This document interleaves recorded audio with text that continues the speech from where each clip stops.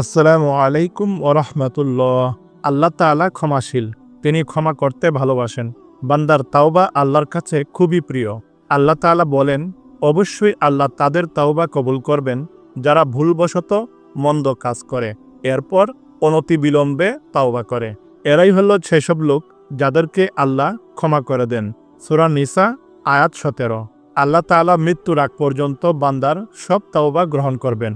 হযরত ইবনে ওমর রাদিয়াল্লাহু আনহু থেকে বর্ণিত, রাসূল সাল্লাল্লাহু আলাইহি ওয়াসাল্লাম বলেছেন, রূহ কণ্ঠায় না পৌঁছা পর্যন্ত আল্লাহ তাআলা বান্দার তাওবা কবুল করবেন। তিরমিজি হাদিস নম্বর 3537।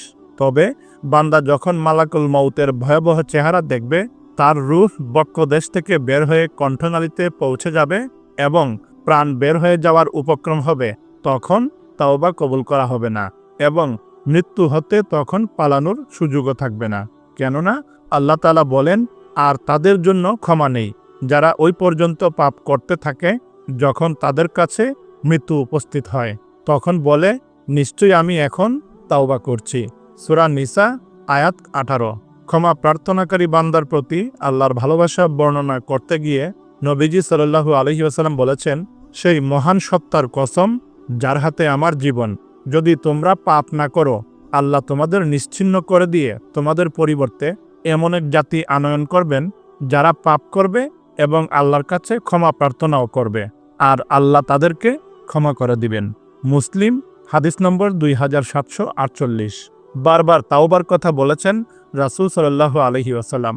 হযরত আবু হুরায়রা রাদিয়াল্লাহু আনহু থেকে বর্ণিত, রাসূল সাল্লাল্লাহু আলাইহি ওয়াসাল্লাম স্বীয় রব আল্লাহ রাব্বুল আলামিন হতে বর্ণনা করেন, তিনি বলেন, জনৈক বান্দা পাপ করে বলল, হে আমার রব, আমার পাপ মার্জনা করে দাও। তারপর আল্লাহ তাআলা বললেন, আমার বান্দা পাপ করেছে এবং সে জানে যে তার একজন রব আছে যিনি পাপ মার্জনা করেন এবং পাপের কারণে ধরেন। এ কথা বলার পর সে আবার পাপ করল এবং বলল, হে আমার রব, আমার পাপ ক্ষমা করে দাও।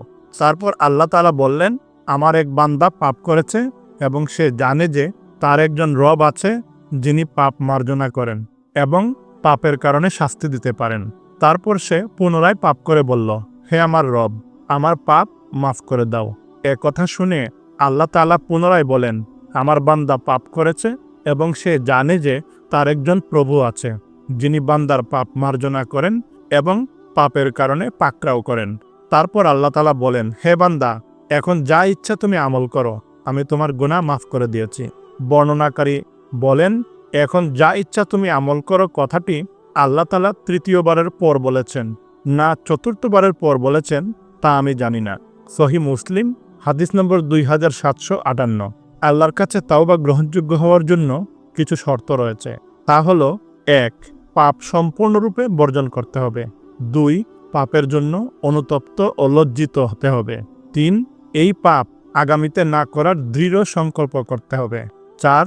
কারো হক নষ্ট করার গুনাহ হলে আগে তা পরিশোধ করে দিতে হবে। শর্তগুলো না মানলে সেই তাওবার কোনো গুরুত্ব নেই।